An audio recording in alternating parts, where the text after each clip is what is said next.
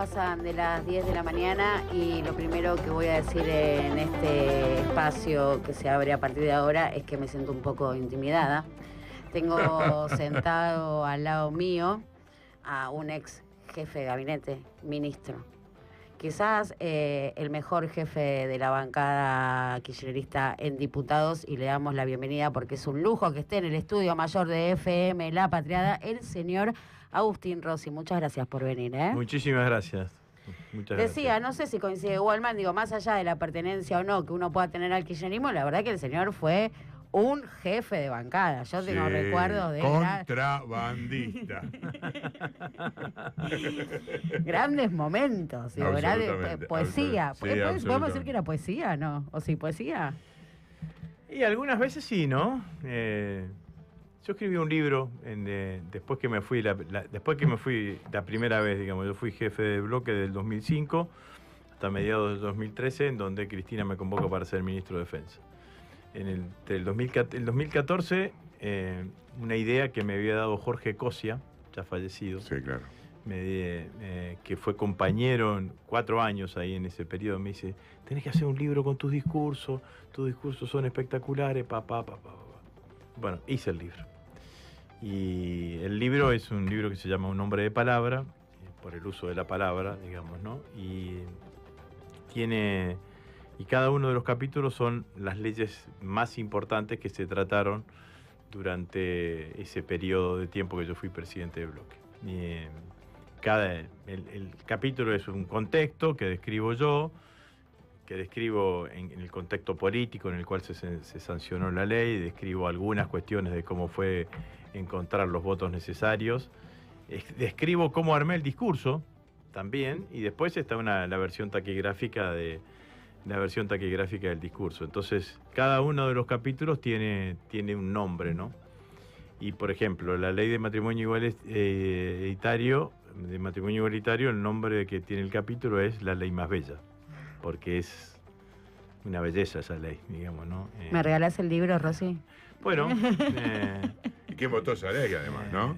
La votó Néstor. Por eso, además la votó por eso. Néstor. Así que, pero así fue, y así cada una de las leyes. Bueno, ese discurso y algunos otros tenía algo de poesía, digamos, ¿no?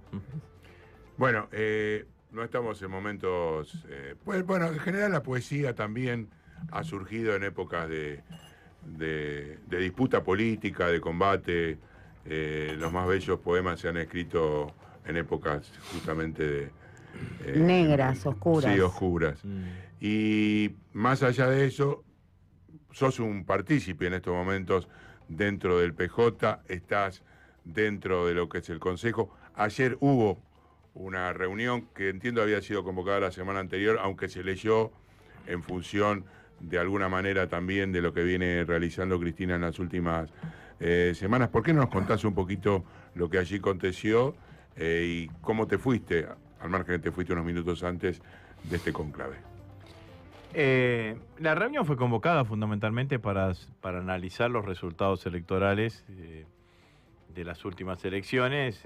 Obviamente que hubo una predominancia en el análisis del resultado electoral de Cava, porque había sido la elección más cercana y porque me parece que al ser la elección más cercana permite una cantidad de reflexiones para adelante, ¿no? En ese marco, bueno, una primera intervención de Juan Manuel Olmos, dando la mirada del PJ de Cava, digamos, no sobre el resultado electoral, y se dispararon una cantidad de reflexiones. La primera reflexión es que el intento de desdoblamiento, adelantamiento de las elecciones por parte del jefe de gobierno, de Jorge Macri, que buscaba claramente que el debate electoral en la Ciudad Autónoma de Buenos Aires fuese alrededor de la gestión local, fracasó. Digamos, el cribaje principal que estuvo en la elección de Cava, la motivación principal que tuvieron los ciudadanos porteños a la hora de ir a votar, no fue la cuestión local, sino que fue la cuestión nacional. Y en ese sentido también una reflexión de que los libertarios plantean el clivaje nacional en forma de opción, y eso es claramente falso. Los libertarios plantean o libertad o kirchnerismo, y en realidad hoy no se está juzgando al kirchnerismo se lo ha juzgado cuando estuvo en el gobierno, en las elecciones de octubre, al único que vamos a juzgar es al presidente de la Nación. El que plebiscita su gestión es el presidente de la Nación. Los ciudadanos argentinos que estén de acuerdo con Milei darán un voto de confianza, y los ciudadanos argentinos que estén en desacuerdo con Milei votarán claramente en ¿Cómo contra. salís de esa? Bueno, esa es una de las cosas que nosotros planteamos que tienen que apuntar nuestros candidatos en las próximas elecciones. Decirle, miren, señores, al kirchnerismo lo juzgaron, a ver, en el 2023, en el 2021, en el 2015, en el 2013, todas las veces que fue gobierno. Hoy el que es gobierno es el presidente Milei. Y para salir de esa encerrona, entonces hay que revisar la decisión de desdoblar en la provincia de Buenos Aires. A mí no se habló de eso, de revisar. Sí está claro que... No conviene. No. Tu posición. No se habló de revisar. Sí, lo que está claro es que si en la Ciudad Autónoma de Buenos Aires el clivaje principal que funcionó a la hora de emitir el voto fue el clivaje nacional, es muy probable que en la provincia de Buenos Aires funcione de la misma manera, y que esa intencionalidad que tuvo Axel de adelantar la elección para que se juzgue la gestión local, la gestión provincial, que quede por debajo de la mirada nacional, porque si hay dos distritos que funcionan con mucho impulso sobre las políticas nacionales, son Cava y la provincia de Buenos Aires, sobre todo el conurbano, por decirlo de alguna manera. Hoy algunos colegas tuyos, la mañana temprano, me preguntaban y me decían, bueno, pero hubo otras provincias que adelantaron y ahí sí funcionó la cuestión de la cuestión local. Bueno, en las otras provincias, en primer lugar, Milei no nacionalizó la elección, cosa que sí hizo acá. En segundo lugar... Trató y no pudo. Trató y no pudo. Sí, trató poquito, no invirtió mucho. Okay.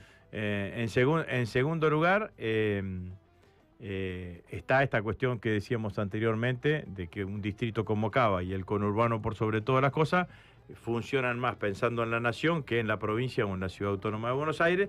Y el tercer elemento, no menor, es lo temporal. La elección de la provincia de Buenos Aires se va a hacer el 7 de septiembre, 40 días antes de la elección, 45 días antes de la elección nacional, que es en octubre.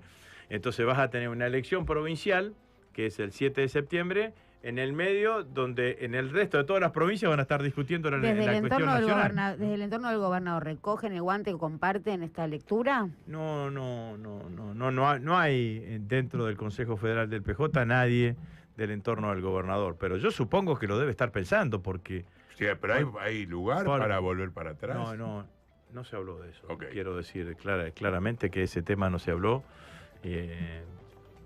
Sí, se habló de que en realidad vas a tener dos elecciones que en donde se va a votar casi con la misma motivación en menos de 45 días. Entonces te preguntás, ¿para qué hiciste el desdoblamiento? Bueno, de hecho, las cosas no suceden porque sí, ¿no? En la provincia de Buenos Aires es la primera vez en la historia que se produce un desdoblamiento. Bueno, entonces me parece que lo que estaba pasando, lo que puede llegar a pasar es esto. Pero vuelvo a decir, la síntesis de tu intervención. De mi intervención, de lo que yo saco de la reunión de ayer. Es muy probable que en la elección del 7 de septiembre en la provincia de Buenos Aires la motivación principal de los ciudadanos que vayan a votar el 7 de septiembre no sea la gestión provincial, sino que sea la gestión nacional. Ante eso de la gestión nacional, el clivaje que nosotros tenemos que proponer no es dejar que la Libertad Avanza plantee falsamente que es una comparación entre libertad y kirchnerismo, porque lo que se juzga en esta elección es la marcha del gobierno nacional. Pero ahí te hago un planteo, porque lo que se dijo, que bueno, sabemos que es real, que Cristina supuestamente sería candidata en la tercera selección electoral. No sé si vos tenés alguna información en contrario sobre eso, pero el hecho de que justamente la principal opositora al gobierno nacional esté juegue una carta tan grande, ¿cómo deja parada, digamos, al peronismo si efectivamente se sufre una derrota, mirando octubre. Bueno, no lo sé, digamos, no creo que Cristina, si es candidata en la primera sección electoral, pierda. No, bueno, pero estamos de acuerdo con eso. Pero bueno, pero independientemente de esto, tampoco sé si Cristina va a ser candidata en la primera o va a encabezar la lista de diputados nacionales. Tiene que ser ella, tiene que estar ella en la... Yo creo que en cualquier escenario, cada vez que Cristina es candidata, mejora la performance del peronismo. Esto es así. Yo, hace un par de años atrás, pero en el 2017, cuando Cristina fue senadora, después que habíamos dejado del gobierno en el 2015, yo encabezaba la lista de diputados nacionales en la provincia de Santa Fe. Si bien los santafesinos no votaban a Cristina, porque Cristina era senadora en la provincia de Buenos Aires, la influencia de Cristina, la presencia de Cristina en el proceso electoral, sin duda que a mí me benefició, digamos, ¿no? Porque irradia potencialidad. Y sobre todo, a mi criterio, irradia potencialidad en aquellos que como se describía y como de esto también se habló y lo describió Cristina el domingo en el encuentro de cultura, de que hay un sector de la sociedad que votó a Milei en el 2023, que no lo votó en el 2025, pero que tampoco nos votó a nosotros y se quedó en su casa, que es sobre todo ese voto de los sectores populares que estuvo con Milei y que ahora es el primer decepcionado de Milei. Bueno, ese sector de la sociedad, para que vuelva a creer en nosotros, necesita que lo convoquemos a una épica, necesita motivación. Yo digo, el peronismo tiene que mostrar una cara transformadora, una cara disruptiva, si no sería una palabra antigua, diría revolucionaria, digamos, ¿no? Y yo me parece que la que mejor está en condiciones de mostrar esa cara es Cristina.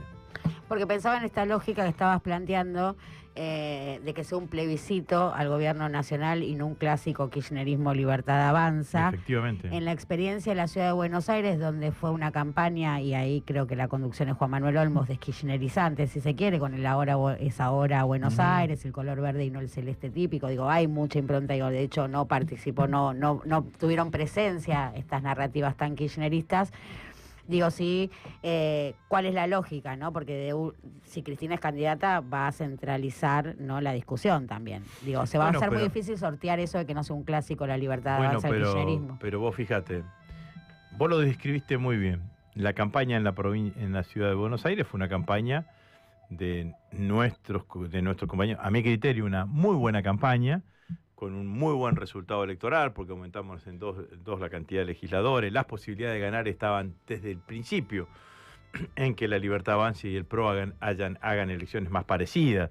Imaginémonos que si Adorni en lugar de 30 sacaba 25 y los Penato en lugar de 15 sacaba 20, ganaba Leandro. Pero a pesar de haber sido una campaña local, nosotros quisimos corrernos del eje nacional acá en la Ciudad Autónoma de Buenos Aires, pero se impuso el eje nacional. Claro. Entonces, lo que yo digo es que ante ese eje nacional, que ya en octubre no te vas a poder despegar de eso, porque esto va a ser así, la postura nuestra con Cristina, y con Cristina a la cabeza, que ayer cuando yo expresaba esta opinión, Cristina me decía, es así, es como dice Agustín, tiene que ser esto, decir, bueno, señores, los argentinos, ¿cuántas veces juzgaron los gobiernos del kirchnerismo? 2005, 2007, 2009, 2011, 2013, 2015. Si quieren contabilizar como kirchnerista también el gobierno de Alberto Fernández, 2021, 2023. Hoy le toca juzgar el gobierno de Milei. Entonces lo que... ¿Te cuesta decir que el gobierno de Alberto fue kirchnerista? Sí, no, pero yo fui jefe de gabinete, lo digo porque sé que no es una opinión unánime, por decirlo de alguna manera, pero la verdad es que lo que nosotros tenemos que plantear es eso. Si, bueno, miren, a los ciudadanos argentinos, decirles, miren, no caigan en la trampa, porque no están juzgando al kirchnerismo en esta elección. Al que tenemos que juzgar es al presidente Milei. Las elecciones intermedias son para eso, para juzgar al presidente Milei. Si hay ciudadanos argentinos que están de acuerdo con el presidente Milei, le pondrán un voto de confianza votando a los candidatos de la Libertad Avanza. Si hay ciudadanos argentinos que están en desacuerdo con el presidente Milei, tendrán que votar alguna de las opciones opositoras. El rol del peronismo es conformar listas auténticamente opositoras. No hay espacio, esto también se dijo ayer en la reunión, para los cuaiders de la vida. nunca más los cuadros de la vida, los que llegan con los votos de nosotros y votan con los otros, eso nunca más, digamos, o tendríamos que tratar o tomar todas las ¿Cómo precauciones. se detectan, me pregunto? Todas las precauciones para que así suceda y tener candidatos honestos y comprometidos y que planteemos una cuestión contundente, digamos. Nosotros tenemos que decir, miren, muchachos, nosotros vamos a ir al Congreso a votarle todo en contra a Milei. Porque todo lo que hace Milei es en contra del conjunto de los argentinos, ya lo hemos hecho ahora. Y si llegamos al gobierno en el 2027, lo primero que tenemos que hacer es un gran DNU que derogue todas las cosas que hizo Milei. Ahora, nosotros antes que vos llegaras, en la previa estábamos charlando justamente cómo, por dónde va el discurso, digamos, en estos momentos del pueblo y de la superestructura. Y dentro de esa disyuntiva, cómo efectivamente hacer para que estas consignas que vos estás hablando, este discurso, esta épica, se haga carne. ¿Cómo en la gente ¿Dónde se acumula? ¿Dónde se ve, digamos, que los que están escuchando, muchos son compañeros, o aquellos que no lo son, del otro lado, entiendan que efectivamente hay una forma, hay un camino para recorrer para salir de este entuerto en el que nos encontramos hoy? Yo creo que hay que transmitir propuestas concretas, digamos, ¿no? Entonces, a ver, y más que propuestas, compromisos. Bueno, nosotros, si tenemos mayoría en el Congreso, vamos a plantear el congelamiento de las tarifas de los servicios públicos. Punto número 1. Segundo punto, hay que hacer una nueva ley de alquileres que proteja fundamentalmente al inquilino, porque lo que está sucediendo con los alquileres es dolorosísimo para gran parte de los argentinos. Hay que volver a instalarse, se logró despacho, a ver si se puede sancionar, y si no, hay que volver a instalar la moratoria y aumento de emergencia absoluto para los jubilados y los pensionados.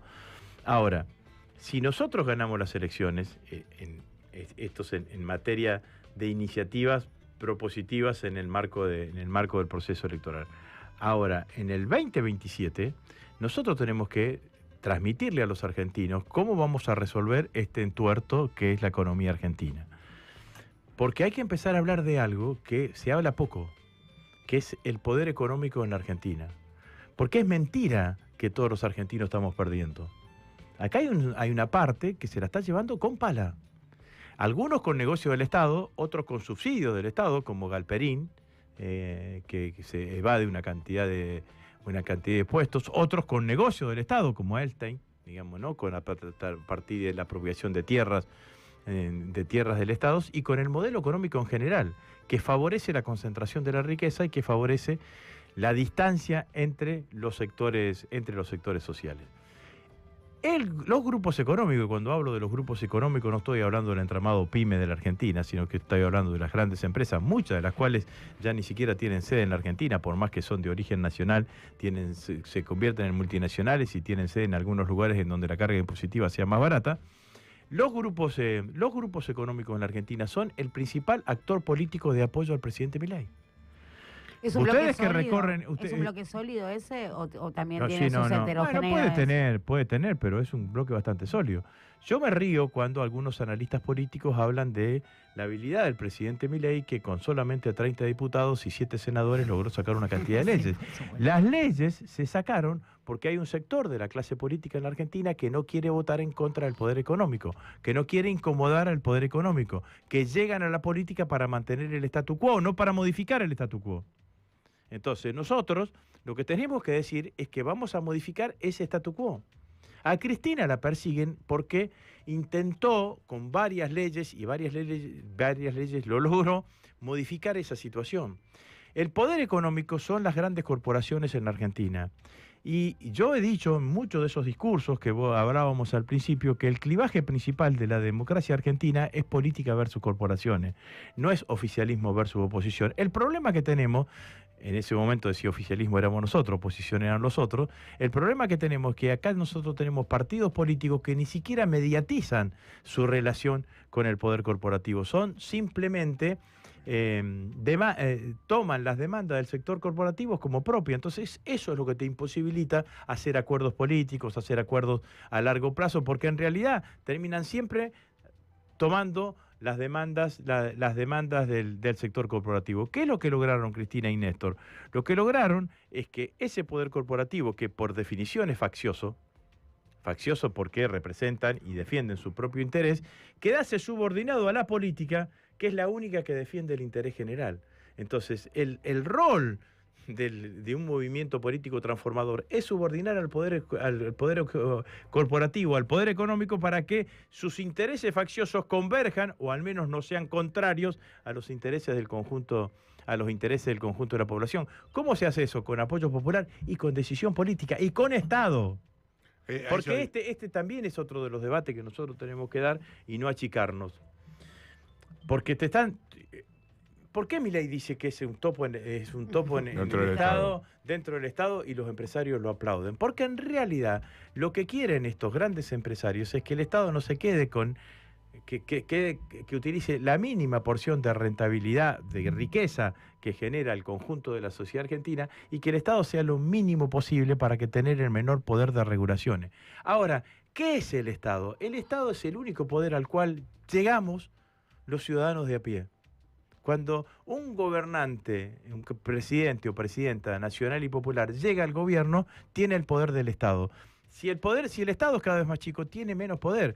Para decirlo claramente, todos los que estamos acá y los que nos están escuchando podemos ser presidente de la Argentina por la Constitución Nacional. Ninguno de nosotros va a ser en nuestra puta vida presidente de Techín, digamos, ¿no? Entonces hay poderes que no van a las elecciones. El poder económico, el poder judicial no va a las elecciones. Entonces, ¿qué tiene que hacer la política? Tiene que construir el poder suficiente como para disciplinarlos y ir en ese sentido. Esto también significa modificar la estructura impositiva de la Argentina. Sí, claro. Modificar la estructura impositiva de la Argentina, y los que más tienen, paguen más. Igual, Rosy, pienso en lo que fue el aporte solidario extraordinario de las grandes fortunas, que gracias a eso tenemos hoy el gasoducto Néstor Kirchner y la feroz resistencia, y todavía sigue sin convalidarse iniciativa de ese tipo. Porque pienso, si efectivamente los gobiernos kirchneristas lograron subordinar al poder económico, o fue un intento de subordinación, que ya con eso es un montón, digo, para las experiencias políticas que tenemos. Dimos una cantidad de batallas, algunas ganamos, otras perdimos con la 125. Claro. Sí, por supuesto. Y nos gastamos gran parte de la energía política que teníamos en ese momento, pero nacionalizamos las AFJP. Sí, por supuesto. Nacionalizamos las AFJP, nacionalizamos YPF. Hoy, Vaca Muerta, más YPF, más lo que vos decís, gasoducto Néstor Kirchner, le permite a este gobierno de chantas tener superávit de la balanza energética, cuando nosotros tuvimos siempre déficit de la balanza energética. Recién hablabas de este tema que me mencionó Cristina el sábado, que es estatalización, o de alguna manera bajar nuevas estatalidades. Eficiencia, dijo. Hay una cuestión que tiene que ver con el gobierno actual, que lo está desmontando. Claramente desarticulando, eliminando. Lamentablemente, día tras día nos encontramos de más trabajadores que van quedando en el camino. Bueno, se habla de un montón de iniciativas que va a tomar este señor Sturzenegger en las próximas semanas para achicarlo aún más. ¿Esto va a ser una ventaja, la construcción del Estado, en caso de que el peronismo llegue al poder en el 2027 con otra estructura? Yo comparto esta idea de Cristina del Estado más eficiente. También tiene que hacerse carne en todos nuestros militantes y en todos nuestros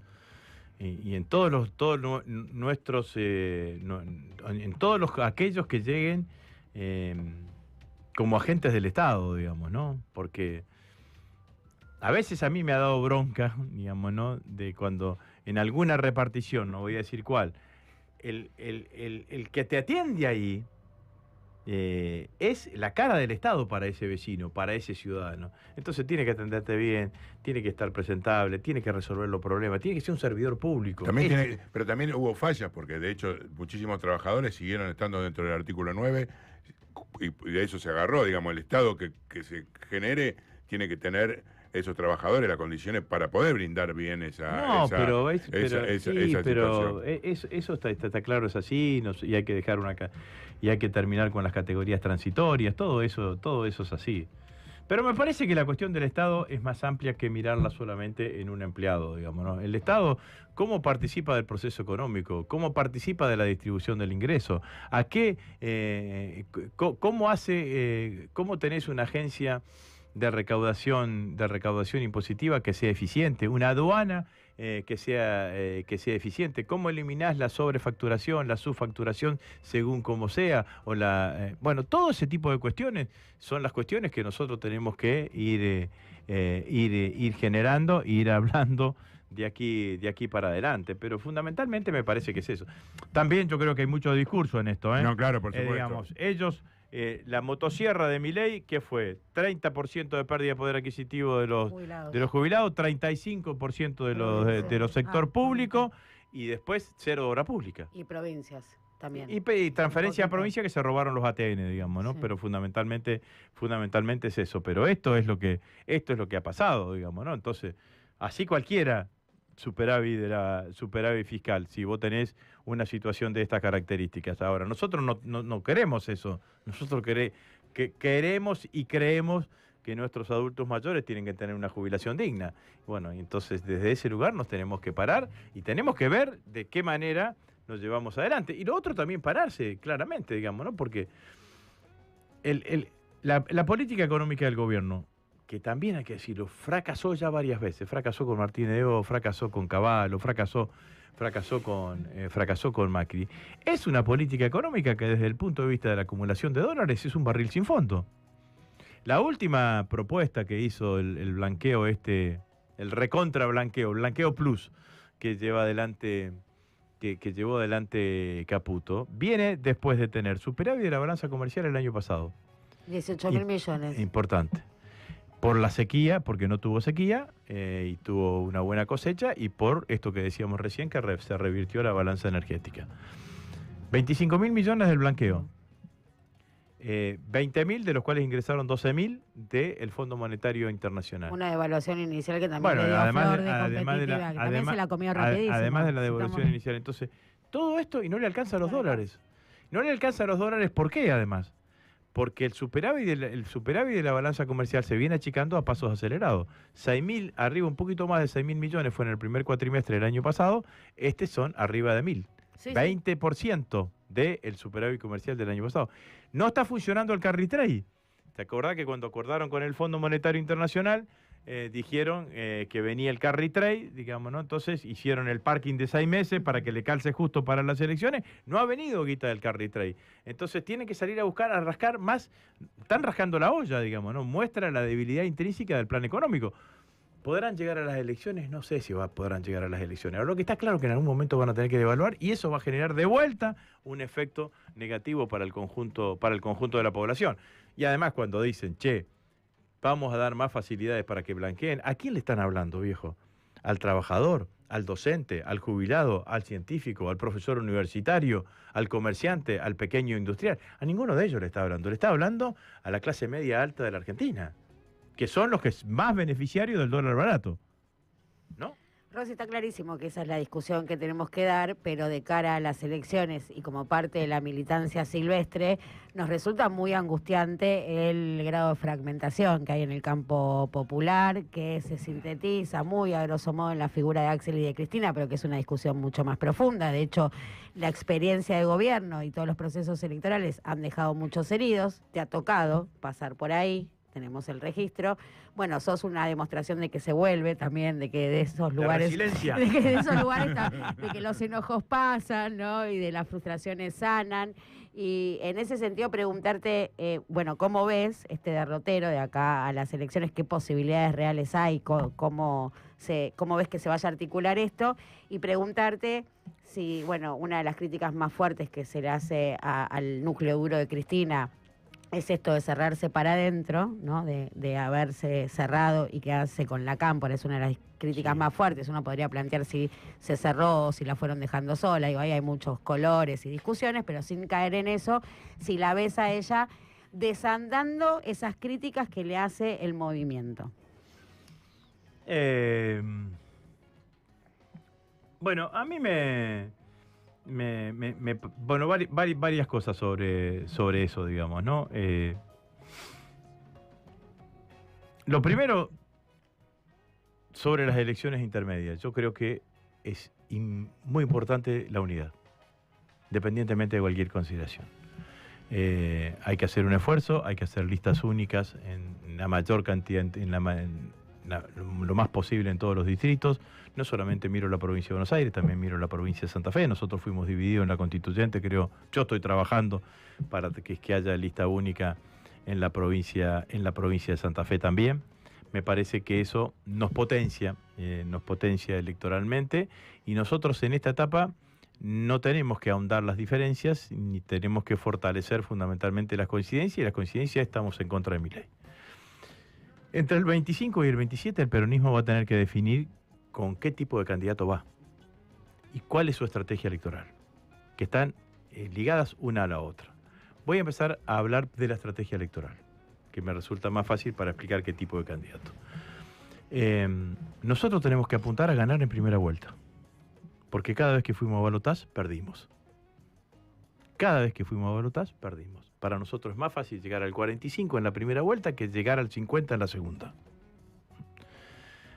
Dicho esto, yo me animo a decir que para un candidato más disruptivo, más transformador, le resulta más fácil llegar al 45 que a un candidato más moderado.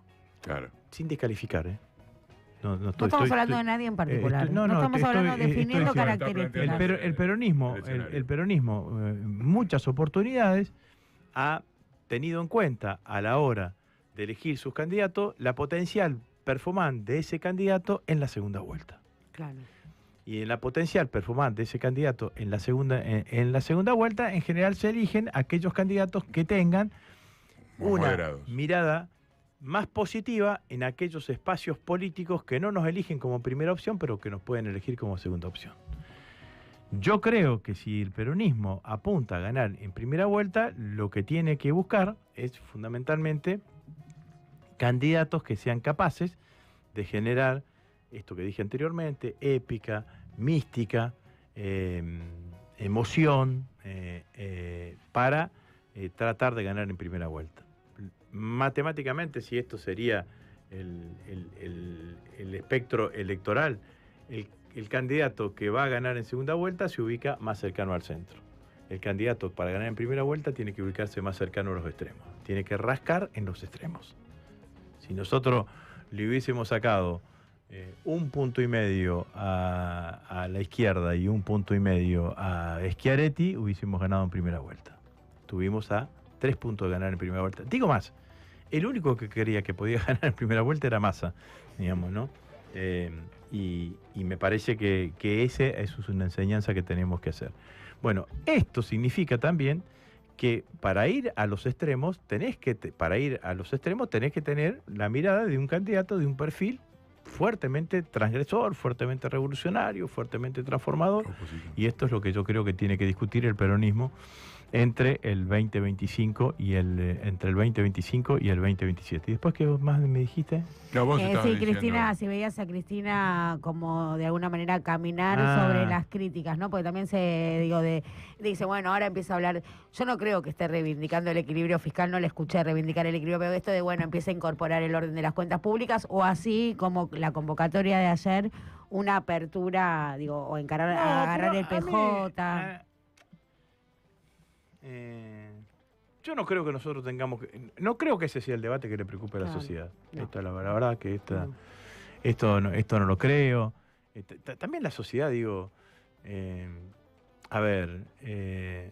hay compañeros, Axel mismo, pero que están con Axel, que hasta hace un año estaban en el círculo íntimo de Cristina y avalaban las políticas de Cristina, las decisiones de Cristina y la contundencia en cuanto a las decisiones de Cristina. Esto es así, entonces lo dice alguien que en un momento no le gustó una decisión de Cristina y fui a las elecciones y competí contra Cristina, ¿no?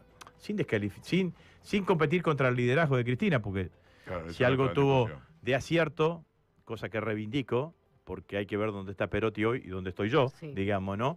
Que lo que había que disputar en el 2021 era ese liderazgo, el liderazgo que la provincia de Santa Fe... Pero te dijo alguna vez, tenías razón, Rosy, me equivoqué. Bueno, eso. Cristina, llamalo a Rosy, lo tenés que pedir, sí. No hace falta que se lo diga, me parece. Ella lo sabe. Esas cosas no, pero en todo el proceso, ni antes ni después, ni cuando fui jefe de gabinete, ni nada, perdí el diálogo con Cristina, digamos, y siempre tuve un diálogo de mucha cercanía en esos términos. Pero lo que quiero decir es que me parece que estas cosas no están en discusión hoy. Esto va a ser. Ojalá, que es lo que yo aspiro, que el peronismo haga una buena elección ahora y que tengamos la habilidad de diseñar una muy buena PASO para candidato a presidente en las elecciones entre el 2025 y el 2025. ¿Y qué? Y que se presenten, y que quizás estas miradas, o quizás una mirada más, también esté presente en el proceso electoral. Estamos hablando del 2025 después del 26 de octubre. Falta caminar un camino para el 26 de octubre, sí. Falta el 7 de septiembre. ¿Cómo pensás que se va a dar, en definitiva? Porque la gente mucha dice, bueno, está bien, que vayan todos juntos. Otros dicen, no, ¿para qué quieren ir juntos? Otros preguntan, ¿cuál es la diferencia entre Axel y Cristina hoy? Bueno, a mí ya lo dije anteriormente, yo creo que hay que ir juntos. Juntos y con el disruptivo. Hay que ir juntos y con una mirada y con una propuesta fuertemente disruptiva. Esto es lo que yo creo. O sea, no creo en un peronismo de bajas calorías. No creo en un peronismo descafeinado. Espejo de Milei, espejo de lo que hace Milei del otro lado. Yo creo que tiene que ser un peronismo revolucionario. Porque la verdad es que vos estás en la Casa Rosada, sos cronista ahí, y ves en carne propia lo que han destruido estos tipos. Entonces, no vas a poder llegar el 10 de diciembre del 2027 pidiendo permiso o con un paracetamol, digamos. Vas a tener que tomar medidas enérgicas y trascendentes desde el primer día de gestión, desmantelar todo este entramado mafioso que terminó haciendo Milei. Bueno, va a exigir energía, y va también a exigir energía para quién gobernás, porque no le vas a poder dar aumento a los jubilados si no modificás la estructura impositiva de la Argentina. Es así, digamos, ¿no? Vas a tener que modificar la estructura impositiva de la Argentina. Lo voy a decir al revés, y esto tampoco califico absolutamente a nadie.